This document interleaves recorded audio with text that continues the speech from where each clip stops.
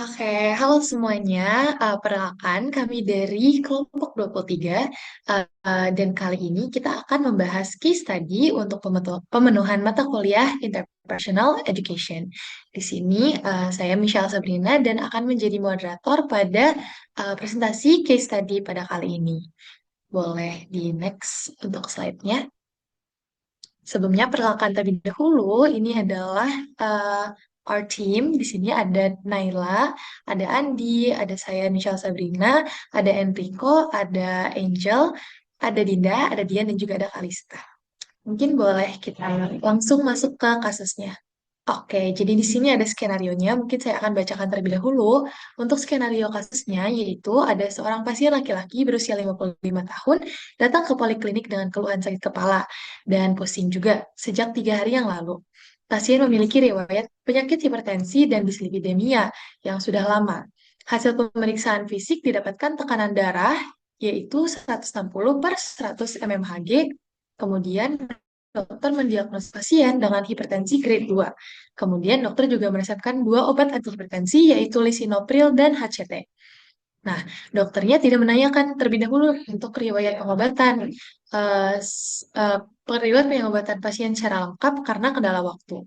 Kemudian pasien mengambil obat di apotek. Apoteker menemukan bahwa pasien rutin mengonsumsi suplemen herbal yang dibeli bebas. Apoteker menyadari bahwa kombinasi lisinopril dan suplemen herbal dapat terjadi interaksi dan meningkatkan resiko kerusakan ginjal. Sehingga apoteker berusaha untuk menghubungi dokter namun tidak dapat terhubung. Nah, apoteker kemudian mengambil keputusan untuk melakukan edukasi kepada pasien dan menyarankan untuk kembali ke dokter terlebih dahulu. Mungkin dari sini teman-teman dari PSPD maupun farmasi boleh untuk menyampaikan pendapatnya nih, kira-kira kayak gimana. Mungkin kita bisa masuk dulu ke pertanyaan yang pertama. Boleh dilanjut? Dilanjut tuh. Oke, untuk pertanyaan pertama di sini adalah apa peran dan tanggung jawab dokter dalam kasus ini? Baik, kami dari sudut pandang farmasi mengenai peran dokter dan tanggung jawab dokter meliputi yang pertama di sini ada diagnosis dan terapi.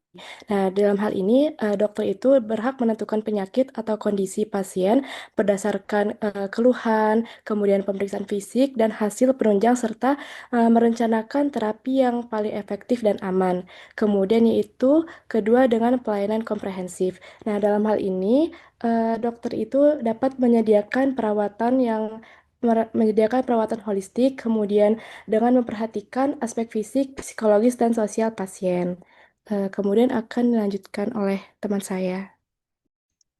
Izin melanjutkan. Untuk yang ketiga itu ada melakukan edukasi kepada pasien, yaitu mengedukasi pasien tentang bagaimana kondisi penyakitnya, kemudian pilihan pengobatan, dosis, cara penggunaan, dan efek samping obat.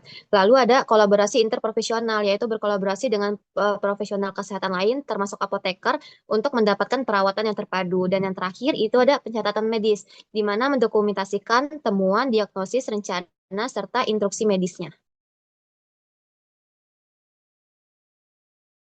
Oke, makasih teman-teman dari farmasi untuk Lin dan Kalista. Mungkin dari teman-teman dari yang PSPD ada yang ingin untuk menambahkan, melengkapi ataupun meluruskan. Oke, boleh dari Naila. Silakan, Nay. Halo, izin menambahkan dari sudut pandang PSPD, itu dari POV saya sendiri.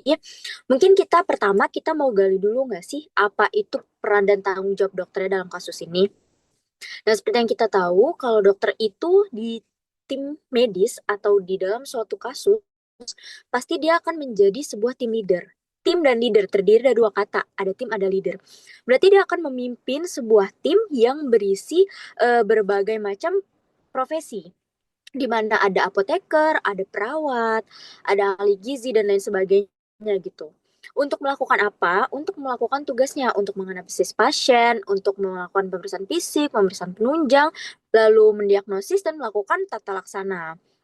Nah, dalam kasus ini, si dokter ini udah menerapkan nih, diagnosisnya adalah hipertensi grade 2 disertai dengan dislipidemia. Lalu dia langsung memberikan obat yaitu terapi kombinasi antara lisinopril dan juga hidroklorotiazid dan memantau efek samping obat. Tetapi ada yang miss dari peran dokter ini. Apa itu? Dia nggak nanyain apakah pasien ini ada mengonsumsi obat lain di saat ini, di saat yang bersamaan. Nah, peran dokter di sini itu kan sebagai pemimpin. Nah, dokter harus memastikan tim ini harus bisa berkolaboratif, berkomunikasi dengan efektif dalam tim interprofesional ini untuk membantu si dokter ini memastikan keputusan klinis guna apa? Guna untuk eh, pasien safety-nya. Selain itu juga, tadi kan yang miss dokternya pertama, dia nggak nanyain tentang obat yang sedang dikonsumsi sama pasiennya. Lalu juga apa? Di sini ada IPE yang miss itu adalah menjalin komunikasi yang efektif antar profesi, di mana si dokternya ini juga itu tidak mengkonfirmasi kepada si pasiennya pertama bahwa dia minum obat apa. Lalu dia juga tidak berkonfirmasi kepada apoteker bagaimana untuk mekanisme kerja obat ini, apakah dia antagonis, apakah dia agonis jika dikolaborasikan dengan minuman obat herbal yang sedang diminum oleh pasien. Di mana dokter ini bertanggung jawab untuk membuka jalur komunikasi dua arah antara si pasien dan apoteker. Jadi pasiennya juga bisa paham apakah konsumsi obat terapi kombinasi dari dokternya itu aman jika dia dibarengi dengan minum obat-obat herbal tadi. Nah, itu di mana di sini peran dokternya sangat penting, yaitu untuk membuka jalur komunikasi antara apoteker untuk memastikan terapi yang agar tidak saling kontraindikasi antara obat dan suplemen herbalnya. Jadi, di sini kita tegaskan bahwa komunikasi aktif antar profesi itu akan meningkatkan medication adherence dan menurunkan kejadian-kejadian, meminimalisirkan resiko-resiko yang akan mengancam keselamatan pasien. Sekian yang dapat saya sampaikan. Terima kasih. Oke, terima kasih Nay atas pendapatnya. Jadi tadi udah lengkap banget dijelasinnya. Jadi untuk mungkin kalau misalnya saya boleh untuk meringkas sedikit secara singkat, peran dokter di sini itu sebagai team leader dan juga sebagai dokter kita mengedepankan dari patient safety-nya.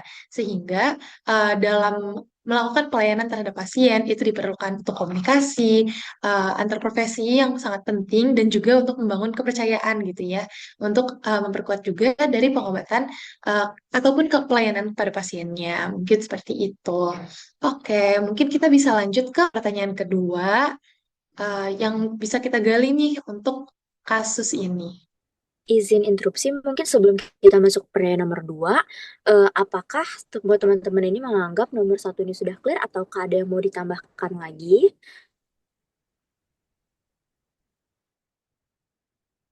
Izin menambahkan yang nomor 1. Boleh. Kita kembali dulu ke nomor 1 berarti ya. Baik, peran dokter tadi selain tim leader dan juga menjalin komunikasi yang aktif juga ada peran lainnya, yaitu untuk memberikan edukasi dan konseling kepada pasien, di mana dokter ini memiliki tanggung jawab untuk memberikan edukasi dan konseling komprehensif kepada pasien mengenai pentingnya kepatuhan dalam terapi, seperti penggunaan obat dan suplemen tanpa konsultasi, serta perlunya kontrol tekanan darah. Edukasi ini membangun kepercayaan serta memperkuat hubungan terapeutik dan juga sebaiknya melibatkan anggota tim profesional. Tim interprofesional seperti apoteker dan perawat. Selanjutnya yaitu melibatkan tim dalam tindak lanjut perawatan atau follow up. Dokter berperan sebagai koordinator dalam tindak lanjut pasien hipertensi dengan mengintegrasikan peran tenaga kesehatan lain dalam praktik kolaboratif. Dokter dapat bekerja sama dengan apoteker untuk evaluasi kepatuhan obat dan juga potensi interaksi. serta dengan ahli gizi untuk pengaturan diet rendah natrium. Komunikasi lintas profesi yang berkelanjutan antara dokter, apoteker, dan mahasiswa profesi kesehatan lainnya berperan penting dalam menciptakan sistem tindak lanjut yang efektif.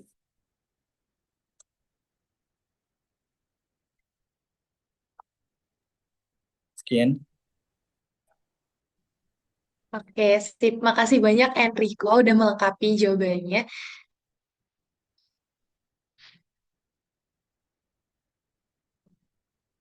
Iya, oke. Makasih banyak Enrico udah melengkapi jawabannya. Bakal penting untuk kolaborasi mengedepankan dan juga pelayanan yang diberikan kepada pasien. Kita bisa lanjut dalam kasus ini. Kira-kira dari teman apakah ada ya teman? Baik, Aku baik. Jadi di sini mungkin aku dari PSPD mau kasih tanggapan aku dulu nih. Secara umum kira-kira apa sih dalam pikiran kami sebagai calon dokter peran apoteker itu seperti apa dalam kasus ini terutama? Mungkin secara umum dulu. Jadi dokter dan apoteker itu kan berkomunikasi melalui satu surat yang disebut dengan resep. Nah, fungsi dari apoteker menurut kami adalah menerima permintaan kami untuk bisa dibuatkan gitu. Jadi karena kompetensi dokter itu diagnosis dan terapeutik dan dia bisa melanjutkan dengan cara mengajukan suatu permintaan terhadap uh, apoteker untuk terapeutiknya. Nah, kemudian yang kedua, tadi berdasarkan kasus ini, kita lihat bahwa tidak ada komunikasi antara dokternya dan juga apotekernya. Nah, padahal secara umum fungsi dari apoteker itu bisa sebagai berdiskusi atau berkonsultasi dengan dokter apabila terdapat nih potensi interaksi obat yang didapat oleh pasien. Nah, kemudian yang kedua, setelah kita berkonsultasi ternyata dibolehkan atau mungkin dikasih obat lain, maka fungsi lain dari apoteker itu bisa meracik obat yang mungkin sesuai dosis atau mungkin sesuai dengan alur pemberian. Nah, kemudian yang keempat yaitu berkonsultasi atau memberikan edukasi terhadap pasien tentang obat yang akan diberikan, entah itu cara cara penggunaannya, jangka penggunaannya, dan juga lain-lain yang bisa menambah edukasi pasien untuk menggunakan terapi tersebut. Kemudian di luar dari kasus tersebut, setahu saya juga apoteker itu berfungsi untuk mengelola dan melakukan pengadaan terhadap suatu obat dalam rumah sakit atau puskesmas dan juga memantau efek samping obat untuk pharmacosurveillance. Jadi bisa dilaporkan terhadap penggunaan obatnya. Terima kasih. Oke, thank you Rasya atas pendapatnya. Rasya kan tadi dari PSPD kan ya, kurang lebih kayak gitu tuh untuk apa yang dipikirkan dari PSPD tentang farmasi. Mungkin teman-teman farmasi ada yang mau meluruskan, menambahkan, ataupun ada yang mau melengkapi tentang kira-kira sebenarnya peran apoteker itu bagaimana. Oke, ini udah ada Dian yang resign. Silakan Dian. Oke, jadi dalam hal ini, apoteker itu memiliki tanggung jawab penting untuk melakukan telah obat atau medication review, yaitu meninjau seluruh obat, suplemen, maupun produk herbal yang digunakan oleh pasien. Tujuannya adalah untuk memastikan bahwa semua terapi yang dijalani itu aman, efektif, dan tidak menimbulkan interaksi obat yang berpotensi membahayakan. Dalam kasus ini, pasien itu menggunakan ACE inhibitor, misalnya yaitu lisinopril dan diuretik tiazid yaitu hidroklorotiazid.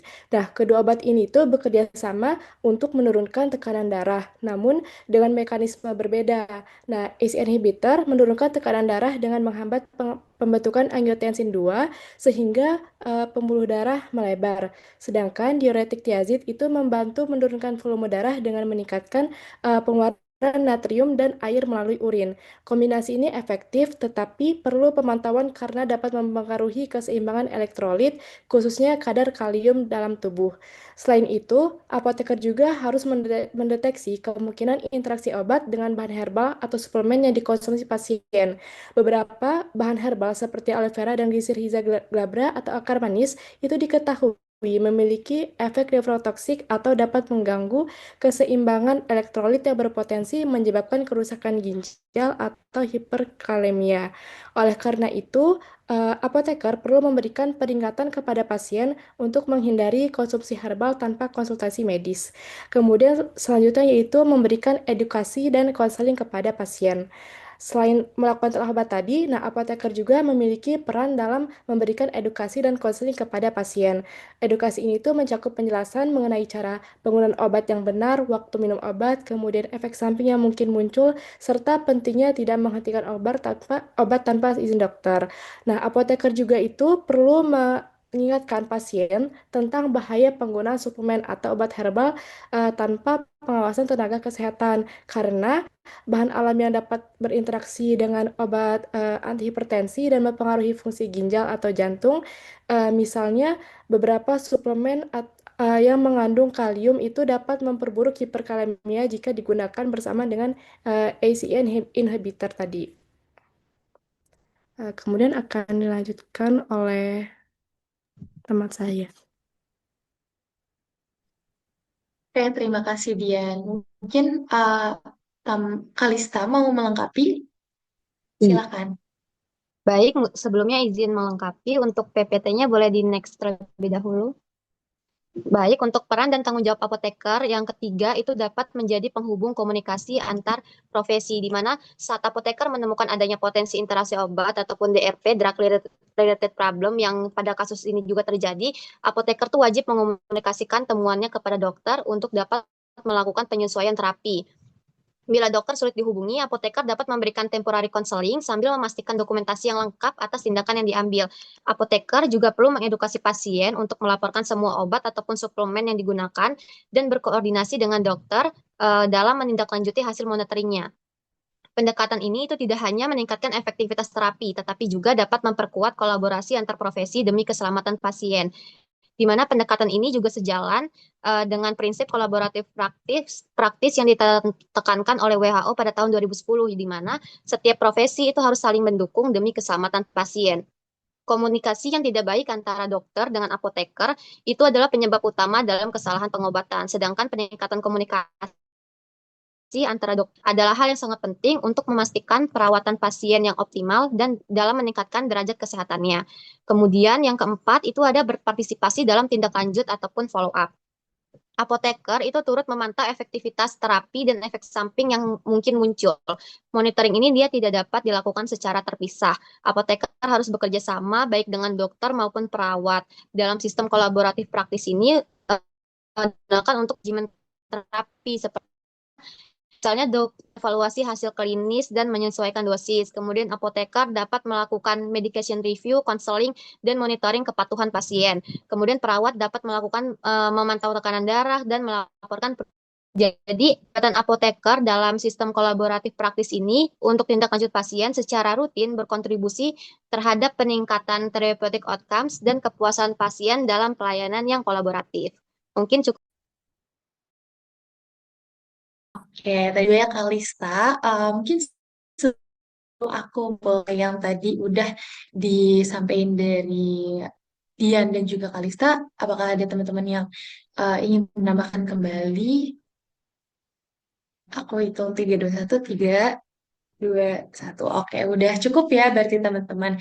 Jadi kalau misalnya saya boleh untuk menyimpulkan sedikit, di sini apoteker berperan dalam penggunaan obat ya. Jadi kayak mulai dari interaksi obatnya, melihat efek sampingnya, dan kemudian juga interaksi antar obat yang bisa menyebabkan suatu efek pada pasien. Nah, di sini mungkin dari teman-teman dari apoteker akan lebih paham gimana si obat ini akan bereaksi pada seseorang. Dan karena terapi obat merupakan salah satu ranah dari dokter juga, maka diperlukan komunikasi gitu ya. Sekali lagi penting untuk membuat ataupun memberikan pelayanan yang terbaik bagi pasien. Dan di sini juga apoteker gak cuma ngasih obat, tapi juga ada partisipasi ataupun eh, ini ya partisipasi ataupun tindakan dalam follow up dari pasiennya juga. Untuk melihat kepuasan pasien juga terhadap pelayanan yang udah kita berikan. Mungkin seperti itu ya teman-teman. Mungkin boleh kita next lagi. Kita lihat.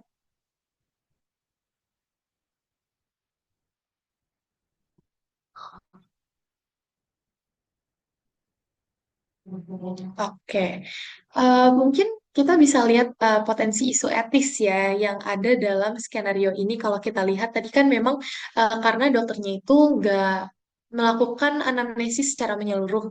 Kemudian ketika apotekernya ngelihat, oh di resepnya yang ini, dan juga dokternya nggak bisa dihubungi, mungkin kita bisa lihat nih ada isu-isu apa yang mungkin timbul dalam skenario ini. Mungkin dari teman-teman ada yang ingin membahasnya.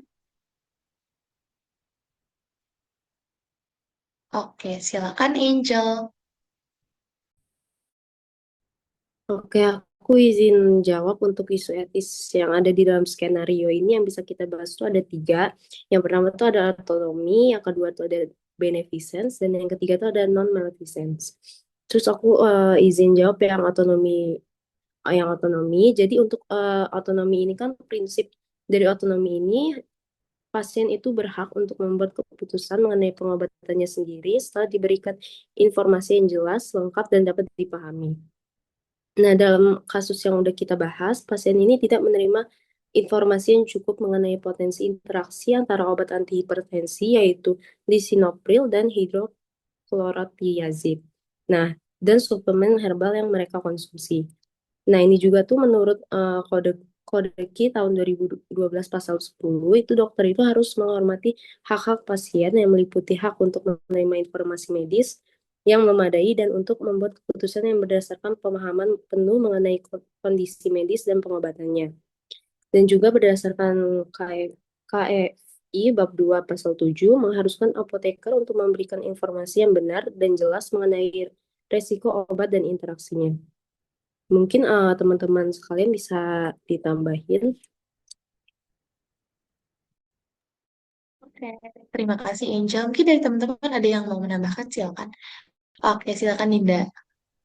Baik, aku sih menambahkan dari yang udah diomongin Angel, potensi yang bisa terjadi juga yang pertama, yang kedua itu ada prinsip beneficence atau berbuat baik. Nah, dokter kan sebenarnya tuh udah berupaya membantu pasien dengan memberi terapi kombinasi lisinopril dan hidroklotiazid untuk mengontrol tekanan darahnya tadi. Tapi karena waktunya terbatas, dokter tuh nggak sempat menggali riwayat obat dan herbal pasien itu secara lengkap. Jadi itu bisa jadi pelanggaran prinsip beneficence, yang mana karena keputusan diambil tanpa mempertimbangkan kondisi pasien secara menyeluruh. Sementara di posisi apoteker sendiri, yang saya lihat dia udah menunda pemberian obat sampai pasien kembali ke dokter. Nah, itu justru menunjukkan upaya menjaga pasien safety sesuai dengan Kodeki pasal 2. Terus yang selanjutnya ada juga non maleficence, itu terakhirnya itu karena tidak membahayakan, muncul karena di antar profesi dan tidak digalinya riwayat pengobatan pasien itu secara menyeluruh. Dokter itu harus selalu berupaya memberikan pelayanan terbaik untuk menghindari tindakan yang kan tadi. Di apoteker juga dia udah punya peran penting untuk mencegah medication error lewat komunikasi aktif antar profesi dan pemberian terapi yang aman. Mungkin dari itu sih.